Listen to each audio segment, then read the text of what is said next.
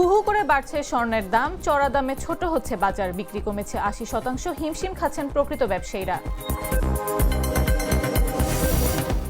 গ্রাহকের সঙ্গে প্রতারণা, ইভ্যালির রাসেল শামীমা ৩ বছরের কারাদণ্ড, স্বাস্থ্য খাতে দুর্নীতির হোতা মিঠু ৫ দিনের রিমান্ডে। ৭ কলেজ ঘিরে সংকট, বিশ্ববিদ্যালয়ে চান না শিক্ষকরা, প্রতিবাদে শিক্ষার্থীদের বিক্ষোভ।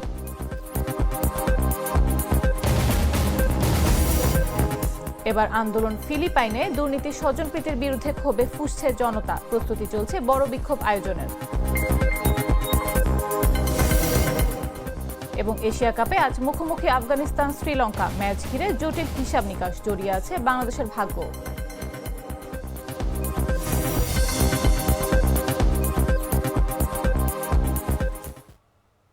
দুপুর ৩টা নিউজে সবাইকে আমন্ত্রণ, সাথে আছে আমি নাফিস আব্দুল্লাহ।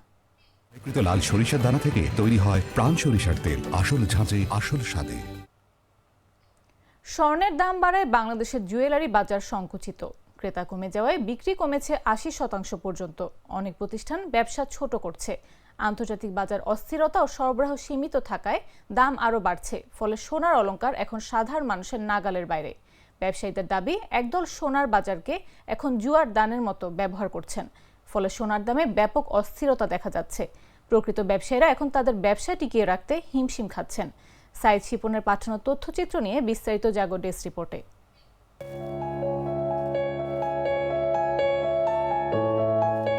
সোনার অলংকার যুগে যুগে নারীর সৌন্দর্য ও মর্যাদার প্রতীক। বিয়ে, উৎসব কিংবা বিশেষ মুহূর্ত সবকিছুরই অবিচ্ছেদ্য অংশ সোনার অলংকার।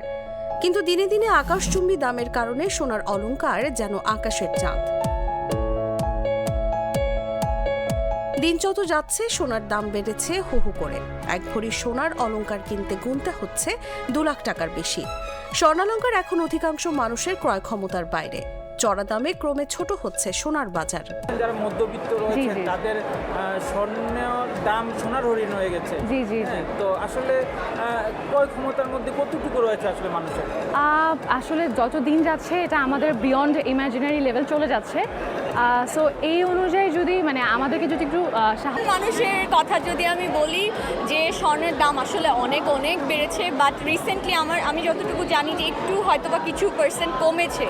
জুয়েলারি প্রতিষ্ঠানগুলোতেও ক্রেতাদের আনাগোনা কম। উৎসব পার্বণে মানুষ এখন আগের মতো সোনার অলংকার কিনছে না। শখের বশে সোনার অলংকার কেনাও অনেকটা বন্ধ। একেবারে বাধ্য না হলে কেউ জুয়েলারি মুখী হচ্ছে না।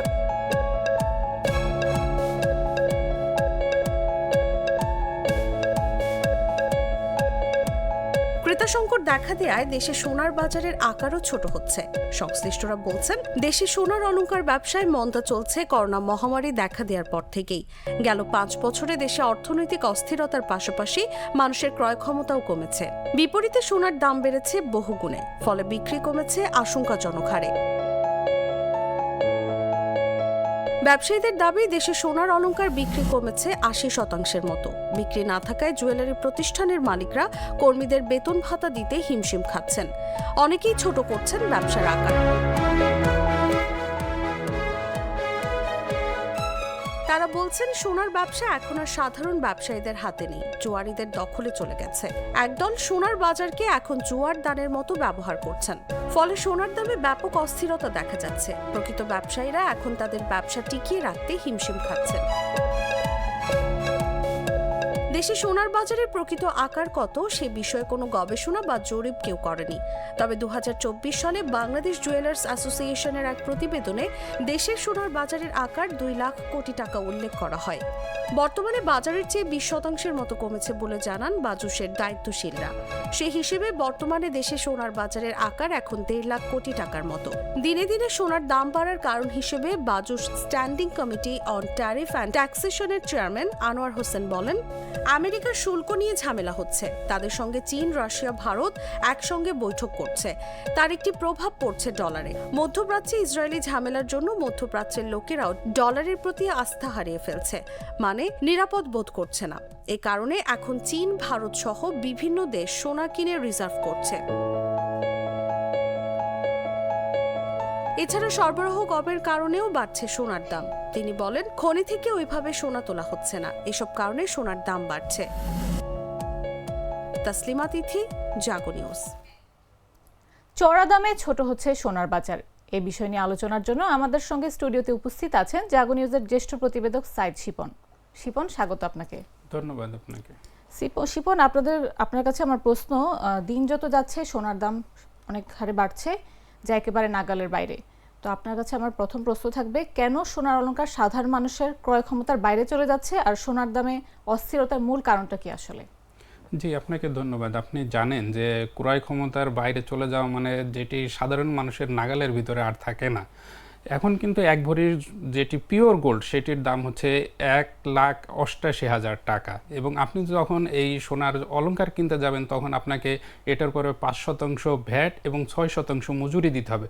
অর্থাৎ আপনাকে, আমরা হিসাব করে দেখেছি, যদি এখন এক ভরি সোনার অলংকার আপনি কিনতে চান তাহলে আপনাকে 2,10,000 টাকা খরচ করতে হবে, যেটি আসলে সাধারণ মানুষের পক্ষে কিন্তু এটি খুবই অসাধ্য একটি বিষয় যে এক ভরি 2,10,000 টাকা দিয়ে এক ভরি সোনা কেনা, সোনার অলংকার কেনা। এবং আপনি একটা সময় জানেন যে বাংলাদেশের ইতিহাস ছিল যারা মধ্যবিত্ত তারা কিন্তু প্রচুর সোনার অলংকার ব্যবহার করতে, এবং তাদের যে পরিবারের ছোটোখাটো যেসব অনুষ্ঠান হতো, হয়তো একটি নতুন সন্তান জন্ম নিল, অথবা সন্তানের মুখে ভাত, অথবা মুসলমানি বা বউ ভাত, এ ধরনের ছোটোখাটো যে কোনো অনুষ্ঠানে কিন্তু ছোটোখাটো সোনার অলংকার উপহার হিসেবে দেওয়ার একটি রীতি বাংলাদেশে চালু ছিল, সেটি কিন্তু এখন নেই এই যে অস্বাভাবিক দাম বাড়ার কারণে। এবং আপনি জানেন যে এখন যদি একটি ছোট আংটি কিনতে যাওয়া হয় যেটি 1 আনা বা 2 আনার একটি আংটি কিনতে গেলে কিন্তু আপনাকে 30,000 টাকা খরচ করতে হবে, এবং 2 আনার একটি আংটি দেখতে কিন্তু চোখে একেবারেই লাগবে না, এবং এটি কাউকে যদি উপহার হিসাবে দেন তাহলে কিন্তু তার কাছে খুব একটা সৌন্দর্য বা ভালো লাগবে না। কিন্তু আপনি যদি তাকে নগদ 20,000 টাকা দেন উপহার হিসেবে, সেটি কিন্তু তার কাছে মোটামুটি ভালো লাগবে। স্বাভাবিকভাবে এই যে অস্বাভাবিক দাম বেড়েছে এবং মানুষের কেনার বাইরে চলে যাওয়ার কারণে এটি কিন্তু ব্যবসায় একটি প্রভাব ফেলেছে। এবং আপনি যেটি বলছিলেন যে কেন আসলে সোনার দাম এখন এইভাবে বাড়ছে, তো আমরা এই খাতে যারা সংশ্লিষ্ট রয়েছেন এবং যারা বিশেষজ্ঞ তাদের সঙ্গে আমরা কথা বলেছি, এবং আপনি জানেন যে সোনা এমন একটি জিনিস যেটিকে হচ্ছে নিরাপদ বিনিয়োগ হিসেবে ধরে নেওয়া হয়, এবং এটির কিন্তু কোনো ক্ষয় বা অপচয় হয় না। তো বিপরীতে আপনি যদি ডলার বা অন্য কোনো মুদ্রা যদি সংরক্ষণ করেন সেটি ছিঁড়ে যাওয়া বা নষ্ট হয়ে যাওয়ার একটি সম্ভাবনা থাকে। যেহেতু সোনা ক্ষয় হওয়া বা নষ্ট হওয়ার কোনো সম্ভাবনা থাকে না, সেক্ষেত্রে যখন কোনো অনিশ্চিত পরিস্থিতি অথবা ঝুঁকিপূর্ণ বা বৈশ্বিক অস্থিরতা দেখা যায় তখন কিন্তু যারা বড় বিনিয়োগকারী তারা এই সোনা কিনে মজুত করে রাখেন, এবং বিভিন্ন দেশে কিন্তু রাষ্ট্রীয়ভাবেও মজুত করা হয়। এখন যেটি আসলে করা হচ্ছে, বিভিন্ন দেশ কিন্তু তাদের রিজার্ভ বাড়ানোর জন্য সোনা কিনে রিজার্ভ বাড়াচ্ছে এবং রিজার্ভ হিসেবে সোনা রেখে দিচ্ছে। পাশাপাশি আপনি জানেন যে সোনা একটি আকরিক বা ধাতব পদার্থ যেটি আসলে খনি থেকে উত্তোলন করা হয়, এবং ব্যবসায়ীরা যেটি বলছেন যে এখন খনির থেকে সোনার উত্তোলন কিন্তু কমে গেছে, স্বাভাবিকভাবে এটির সরবরাহ কমেছে। এবং অর্থনীতিতে একটি স্বাভাবিক কথা আছে, যখন ডিমান্ড এবং সাপ্লাইয়ের উপরেই কিন্তু দামটা নির্ভর করে, যখন চাহিদা বেশি থাকে কিন্তু সরবরাহ কম থাকে তখন দাম বাড়বে, সেটি স্বাভাবিক, সেটি কিন্তু আমরা দেখতে পাচ্ছি। এবং আমরা যদি বর্তমানে বৈশ্বিক পরিস্থিতির দিকে তাকাই তাহলে কিন্তু দেখতে পারবো বৈশ্বিক কিন্তু একটা যুদ্ধ পরিস্থিতি বিরাজ করছে। বর্তমানে ইসরায়েল ফিলিস্তিনে একটি যুদ্ধ পরিস্থিতি রয়েছে, রাশিয়ার সাথে ইউক্রেনের যুদ্ধ পরিস্থিতি রয়েছে, এবং সম্প্রতি যুক্তরাষ্ট্র যে পাল্টা শুল্ক আরোপ করেছে বিভিন্ন দেশের উপরে, সেটি নিয়েও কিন্তু এক ধরনের অস্থিরতা বিরাজ করছে। এবং যুক্তরাষ্ট্রকে চাপে ফেলা বা যুক্তরাষ্ট্রের প্রতিপক্ষ হিসেবে চীন এবং রাশিয়া কিন্তু এখন বড় শক্তি হয়ে আসছে। এবং ভারতের সাথে আপনি জানেন যে যুক্তরাষ্ট্রের কিন্তু একটা বড় বন্ধুত্বপূর্ণ সম্পর্ক ছিল, এখন কিন্তু আমরা দেখছি যে ভারত আবার চীনের দিকে ঝুঁকছে। তো চীন, রাশিয়া এবং ভারত তিন পক্ষের কিন্তু একটি বৈঠকও সম্প্রতি হয়েছে, যেটিও কিন্তু এই সোনার দাম বাড়ার ক্ষেত্রে একটি বড় ভূমিকা রেখেছে। এবং আমরা এই খাত সংশ্লিষ্টদের সঙ্গে কথা বলে যেটি জেনেছি যে সারা বিশ্বে আসলে সোনার দামের নিয়ন্ত্রক হিসেবে খুব বড় অঙ্কের ব্যবসায়ী নাই, সেখানে 25, 30 বা 40 জনের মতো ব্যবসায়ী কিন্তু পুরো বিশ্বের বাজারটাকে নিয়ন্ত্রণ করেন। এবং এই যে বড় ব্যবসায়ী, এদের বড় অংশই ইসরায়েলির বিনিয়োগকারী। তো এই যেহেতু যুদ্ধ পরিস্থিতি এখন বিরাজ করছে এবং ডলারের সাথে যেহেতু রাশিয়া এবং চীনের একটি মনস্তাত্ত্বিক যুদ্ধ রয়েছে, স্বাভাবিকভাবে ডলারকে পতনের দিকে নিয়ে যাওয়ারও কিন্তু একটি মনস্তাত্ত্বিক প্রভাব থেকে যায়। তো তার প্রেক্ষিতে ভারত এবং চীনও কিন্তু বর্তমানে সোনা কেনা বাড়িয়েছে বলে ব্যবসায়ীরা জানিয়েছেন। আচ্ছা, ব্যবসায়ীরা বর্তমানে বলছেন যে সোনার বাজার জুয়ারিদের দখলে চলে যাচ্ছে, এই বিষয়টি আসলে কি এবং জুয়ারি হিসেবে আসলে কাদের বোঝাতে চাইছেন তারা? আচ্ছা, জুয়ারি বলতে আপনি জানেন যে যেটি বলা হয় যে যারা কোনো কিছু নিজেদের দখলে নিয়ে নেয় এবং যারা প্রকৃত ব্যবসায়ী না, তারা কোনো কিছু নিজেদের দখলে কোনোভাবে নিয়ে সেটিকে কৃত্রিম সংকট সৃষ্টি করে বাজারে ছেড়ে বাড়তি দাম সংগ্রহ করেন। তো ব্যবসায়ীরা এখন যেটি বলছেন যে যেহেতু অনেক দাম, স্বাভাবিকভাবে যারা সাধারণ জুয়েলারি প্রতিষ্ঠান তাদের পক্ষে কিন্তু এখন সোনা কিনে যেহেতু বিক্রি করা সম্ভব হচ্ছে না, সেহেতু এই জুয়েলারি প্রতিষ্ঠানগুলো কিন্তু তাদের ব্যবসা অনেকটাই গুটিয়ে নিচ্ছেন এবং তাদের ব্যবসা ছোট করতে হচ্ছে। বিপরীতে যেহেতু যারা বড় বিনিয়োগকারী বা যাদেরকে জুয়ারি হিসেবে আখ্যায়িত করা হচ্ছে, তারা কিন্তু গোল্ডের যে অলংকার সেটি বিক্রি করেন না, তারা পিওর গোল্ড যেটি বা চাকা হিসাবে যেটি বিক্রি করা হয় সেটি বিক্রি করেন এবং সেটি তাদের নিয়ন্ত্রণে নিচ্ছেন এবং বাজারে এক ধরনের কৃত্রিম সংকট সৃষ্টি করে এটির দাম বাড়াতে ভূমিকা রাখছেন বলে তারা দাবি করছেন। আচ্ছা, এখন বাংলাদেশের সোনার বাজার অবস্থাটা কি এবং ভবিষ্যতে কোন পথে যেতে পারে, এই বিষয়ে আপনার মতামতটা কি? যে ভবিষ্যৎ আসলে সবসময় অনিশ্চিত, আপনিও জানেন। তো বর্তমানে যে দামটি একটু আগে বলছিলাম যে এক ভরি যদি আপনি সোনার অলংকার কিনতে যান তাহলে আপনাকে 2,10,000 টাকা খরচ করতে হবে। আমরা কিন্তু যেটি দেখেছি যে কোভিড মহামারী যখন শুরু হয়েছিল তার আগেও কিন্তু এক ভরি সোনার অলংকারের দাম ছিল মাত্র 60,000 টাকা। অর্থাৎ 2020 সালেও আপনি কিন্তু 60,000 টাকা দিয়ে এক ভরি সোনার অলংকার কিনতে পেরেছেন, এখন যেটি 2,10,000 টাকা দিয়ে আপনাকে কিনতে হচ্ছে। অর্থাৎ এই যে 5 বছরের ভিতরে কিন্তু এটির দাম 3 গুণের বেশি বেড়েছে। স্বাভাবিকভাবেই এই যে দাম বাড়ার কারণে মানুষের, একটু আগে যেটি বলছিলাম যে ক্রয় ক্ষমতা কমে গেছে এবং মানুষ কিন্তু সোনার অলংকারের প্রতি এক ধরনের মুখ ফিরিয়ে নিয়েছেন এবং যার প্রেক্ষিতে এই যে জুয়েলারি প্রতিষ্ঠান তাদের বিক্রি কিন্তু বেশ আশঙ্কাজনক হারে কমে গেছে এবং এই বিক্রি কমার কারণে অনেক প্রতিষ্ঠান কিন্তু তাদের ব্যবসা প্রতিষ্ঠান ছোট করে নিয়ে এসেছেন এবং তাদের যে কর্মী সংখ্যা ছিল সেটাও কিন্তু অনেকে কাটছাট করেছেন বলে জানিয়েছেন। পাশাপাশি ব্যবসায়ীদের সঙ্গে কথা বলে আমরা যেটি জেনেছি যে এখন মানুষ শখের বসে সোনার অলংকার কিনা কিন্তু পুরোপুরি বন্ধ করে দিয়েছেন। যারা কিনছেন একেবারে বাধ্য হয়ে, যেটি না কিনলেই নয় সেটিই তারা এখন কিনছেন। এ কারণে কিন্তু এই যে সোনার ব্যবসা এখন কিন্তু ব্যবসায়ীদের দাবি অনুযায়ী 80% ন্যায় হয়ে গেছে। অর্থাৎ কিছুদিন আগেও যে ব্যবসা 100 টাকা ছিল এখন সেই ব্যবসা 20 টাকায় চলে এসেছে। এবং আমরা যেটি বাজুস, আপনি জানেন যে বাংলাদেশের সোনার দাম নির্ধারণের দায়িত্ব পালন করে বাজুস, এবং বাজুস একটি প্রতিবেদন করেছিল 2024 সালে। সেখানে তারা যেটি দেখিয়েছিল যে বাংলাদেশের সোনার বাজারের টোটাল আকার 2 লক্ষ কোটি টাকা। এখন এই 1 বছরের ব্যবধানে এই বাজুজের পক্ষ থেকে কিন্তু বলা হচ্ছে যে 20% কমে গেছে, অর্থাৎ প্রায় 1.5 লাখ কোটি টাকায় চলে এসেছে এই সোনার বাজার। মানে 1 বছরে কিন্তু 50,000 কোটি টাকা কিন্তু কমে গেছে সোনার বাজার। শিপন, ধন্যবাদ আপনাকে আমাদের সঙ্গে স্টুডিওতে উপস্থিত থাকার জন্য। দর্শক, কথা বলছিলাম সোনার বৃদ্ধি প্রসঙ্গ নিয়ে সাইদ শিপনের সঙ্গে। এবার চলে যাচ্ছি পরবর্তী সংবাদে। গ্রাহকের সঙ্গে প্রতারণা করে অর্থ আত্মসাতের অভিযোগে ইভেলি প্রধান নির্বাহী কর্মকর্তা মোহাম্মদ রাসেল ও প্রতিষ্ঠানটির চেয়ারম্যান শামীমা নাসরিনের 3 বছরের সশ্রম কারাদণ্ডের আদেশ দিয়েছেন আদালত। বৃহস্পতিবার দুপুরে ঢাকার মেট্রোপলিটন ম্যাজিস্ট্রেট মোহাম্মদ মনিরুল ইসলাম এই রায় ঘোষণা করেন। রায় উভয়কে 10,000 টাকা করে জরিমানা এবং অনাদায়ে 3 মাসের বিনাশ্রম কারাদণ্ড দেওয়া হয়। মামলার অভিযোগে বলা হয়েছে 2021 সালে ই কমার্স প্রতিষ্ঠান ইভ্যালিতে 11টি মোটরসাইকেল কেনার জন্য 23 লাখ টাকা পরিশোধ করেন মামলার বাদী আবুল কালাম আজাদকে। কিছু নির্দিষ্ট সময়ের মধ্যে পণ্য না পাওয়ায় টাকা ফেরত চাইলে অস্বীকৃতি জানান শামীমা নাসরিন। উভয় আসামি পলাতক থাকায় স্টেফ ডিফেন্সের সুযোগ পাননি তারা।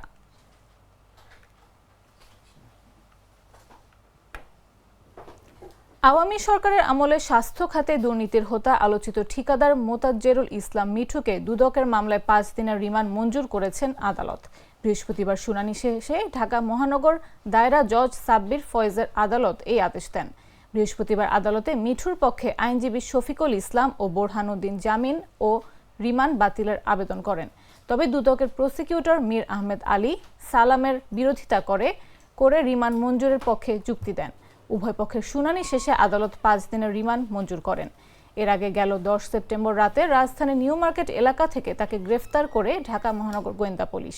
এরপর তাকে দুদকে হস্তান্তর করা হয়। পরদিন তাকে আদালতে হাজির করে দুদক 10 দিনের রিমান্ড আবেদন জানালে আদালত তাকে কারাগারে পাঠিয়ে 18 সেপ্টেম্বরের জন্য রিমান্ড শুনানির দিন ধার্য করেন।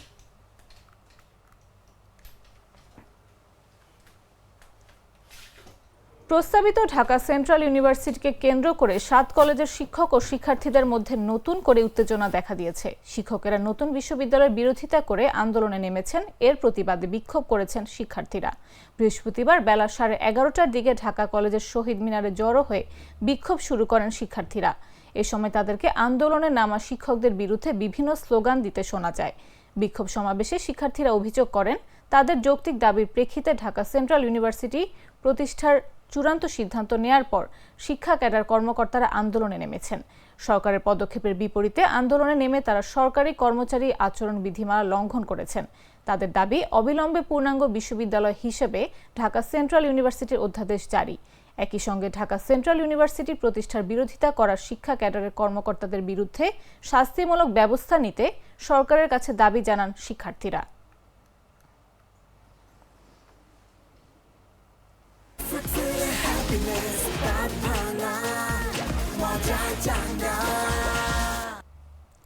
হাসিনা সরকারের পতনের পর থেকেই বাংলাদেশের যুক্তরাষ্ট্রের সামরিক উপস্থিতি চোখে পড়ার মতো বেড়েছে।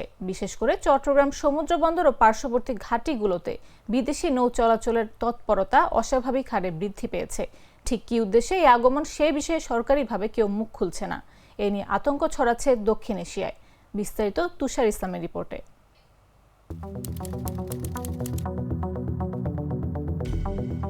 চট্টগ্রামের উপকূলে রাত নামলেই এখন ভিন্ন এক রহস্যময় পরিবেশ।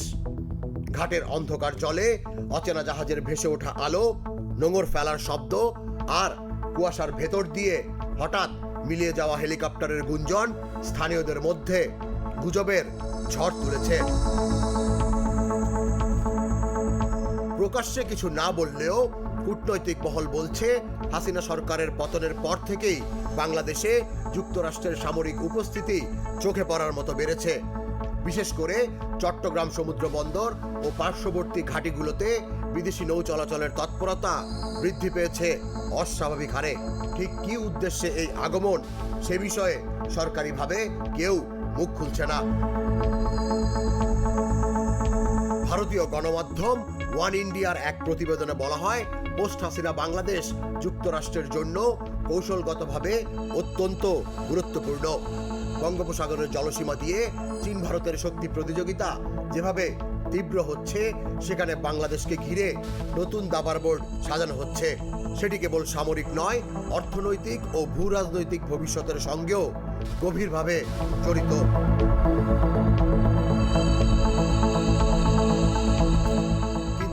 উপস্থিতি শুধু ঢাকার আলোচনাতেই সীমাবদ্ধ নয়।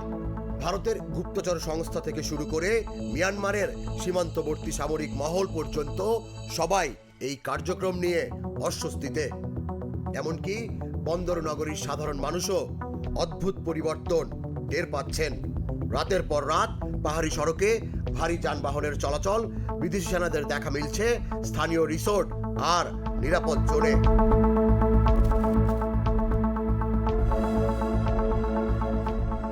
রাজনৈতিক বিশ্লেষকরা সতর্ক করে বলছেন, বাংলাদেশ হয়তো পরিণত হচ্ছে এক নতুন ভূ রাজনৈতিক সংঘাতের পরীক্ষাগারে। যে দেশ দীর্ঘদিন নিরপেক্ষ অবস্থান বজায় রেখেছিল, সেখানে হঠাৎ বিদেশি সামরিক ছায়া ঘনীভূত হওয়া নিছক কাকতালীয় নয়।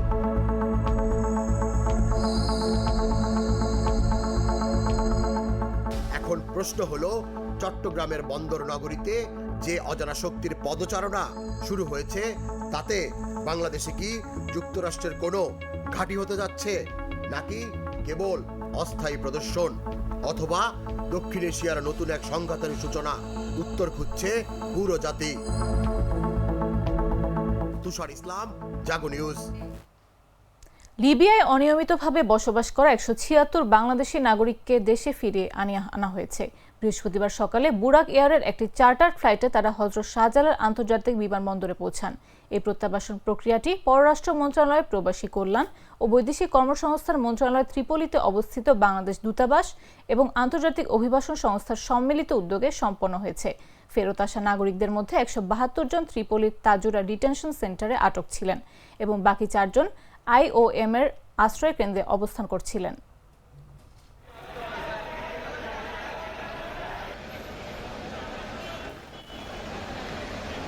গ্লিটারের টুইন লেমন ও অ্যান্টিব্যাকটেরিয়াল ফর্মুলা বাসনকে চকচকে জীবাণুমুক্ত করে আমাদের দেয় গ্লিটার গ্যারান্টি।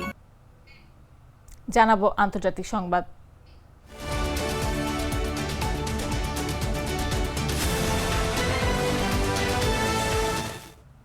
রাশিয়ার হুমকি ঠেকাতে দূরপাল্লার অস্ত্র কিনছে ডেনমার্ক। দেশটির প্রধানমন্ত্রী মেত্তে ফ্রেডেরিকসেন জানিয়েছেন, প্রথমবারের মতো তারা দীর্ঘ পাল্লার ও উচ্চ নির্ভুল অস্ত্র সংগ্রহ করতে যাচ্ছে, যা মূলত রাশিয়াকে প্রতিহত করার উদ্দেশ্যে ব্যবহার করা হবে। সাম্প্রতিক সময়ে রোমানিয়ার আকাশসীমায় অনুপ্রবেশ করে রাশিয়ার ড্রোন। এরপর থেকে সতর্ক অবস্থানে রয়েছে ন্যাটোভুক্ত দেশগুলো। বেশিরভাগ দেশই নিজেদের আকাশ প্রতিরক্ষা ব্যবস্থা নিয়ে আরও বেশি কৌশলী হওয়ার চেষ্টা করছে। ডেনমার্কও সেই ধারাবাহিকতা থেকেই দূরপাল্লার অস্ত্র কিনছে। বুধবার সাংবাদিকদের সঙ্গে আলাপকালে প্রধানমন্ত্রী মেত্তে ফ্রেডেরিকসেন স্পষ্ট করে বলেন, রাশিয়া আগামী কয়েক বছর ধরে ডেনমার্কের জন্য হুমকি হয়ে থাকবে। যদিও তাৎক্ষণিক কোনো হামলার আশঙ্কা নেই, তিনি বলেন, এই অস্ত্রগুলো দিয়ে সেনাবাহিনী দূরপাল্লার লক্ষ্যবস্তুতে আঘাত হানতে পারবে এবং শত্রুর ক্ষেপণাস্ত্র হুমকি নিষ্ক্রিয় করতে সক্ষম হবে। ফ্রেডেরিকসন একে ডেনমার্কের প্রতিরক্ষা নীতিতে একটি প্যারাডাইম শিফট বা মৌলিক পরিবর্তন হিসেবে বর্ণনা করেছেন।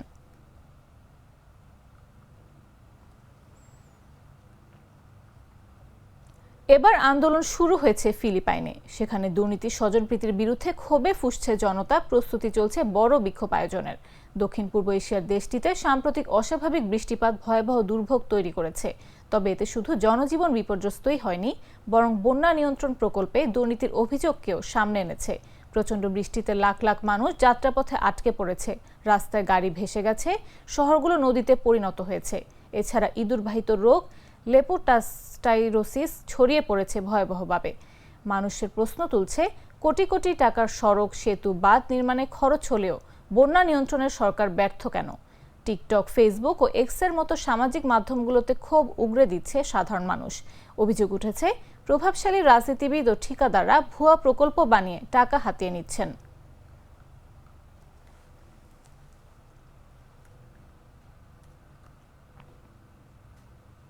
এবারে খেলার খবর।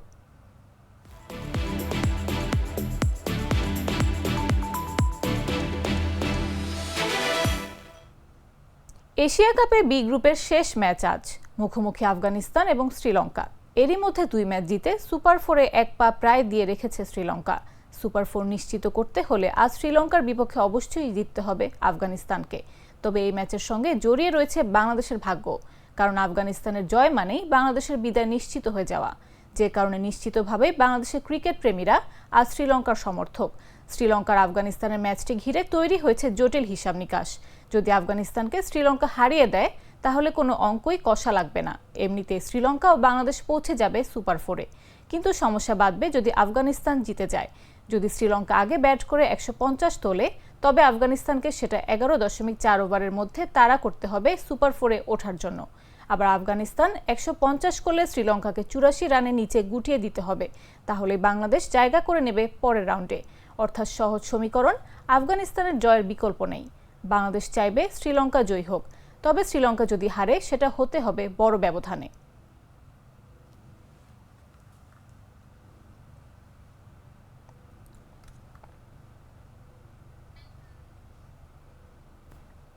সংবাদ শেষ করার আগে শিরোনামগুলো জানিয়ে দিচ্ছি আরেকবার।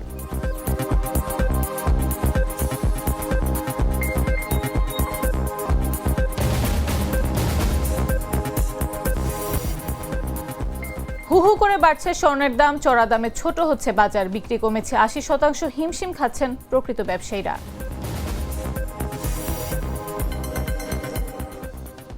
গ্রাহকের সঙ্গে প্রতারণা, ইভ্যালির রাসেল শামীমার 3 বছরের কারাদণ্ড, স্বাস্থ্য খাতে দুর্নীতির হোতা মিঠু 5 দিনের রিমান্ডে। 7 কলেজ ঘিরে সংকট, বিশ্ববিদ্যালয়ে চান না শিক্ষকরা, প্রতিবাদে শিক্ষার্থীদের বিক্ষোভ। এবার আন্দোলন ফিলিপাইনে, দুর্নীতি স্বজনপ্রীতির বিরুদ্ধে ক্ষোভে ফুঁসছে জনতা। প্রস্তুতি চলছে বড় বিক্ষোভ আয়োজনের। এবং এশিয়া কাপে আজ মুখোমুখি আফগানিস্তান শ্রীলঙ্কা। ম্যাচ ঘিরে জটিল হিসাব নিকাশ, জড়িয়ে আছে বাংলাদেশের ভাগ্য।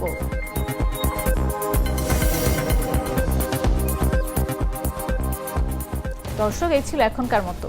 প্রতি মুহূর্তের সর্বশেষ খবর পেতে ভিজিট করুন jagunews24.com, ফলো করুন আমাদের ভেরিফাইড ফেসবুক পেজ এবং সাবস্ক্রাইব করুন জাগো নিউজের ইউটিউব চ্যানেল। এতক্ষণ সাথে থাকার জন্য ধন্যবাদ সবাইকে।